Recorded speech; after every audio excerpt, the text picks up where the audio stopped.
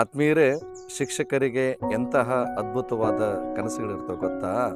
ಒಬ್ಬ ಶಿಕ್ಷಕ ಹೇಳ್ತಾನೆ, ನನಗೊಂದು ಕನಸಿದೆ, ನನ್ನ ವಿದ್ಯಾರ್ಥಿ ಒಬ್ಬ ವೈದ್ಯನಾದರೆ ಅವನ ಹತ್ತಿರ ನಾನು ಚಿಕಿತ್ಸೆಗೆಂದು ತೆರಳಬೇಕು. ನನಗೊಂದು ಕನಸಿದೆ, ನನ್ನ ವಿದ್ಯಾರ್ಥಿ ಒಬ್ಬ ಪೊಲೀಸನಾದರೆ ನನ್ನ ಸಮಸ್ಯೆಯ ದೂರೊಂದನ್ನು ಅವನಿಗೆ ನೀಡಬೇಕು. ನನಗೊಂದು ಕನಸಿದೆ, ನನ್ನ ವಿದ್ಯಾರ್ಥಿ ಒಬ್ಬ ವಕೀಲನಾದರೆ ನನ್ನ ಕೇಸ್ ಒಂದು ಅವನ ಬಳಿ ಇತ್ಯರ್ಥವಾಗಬೇಕು.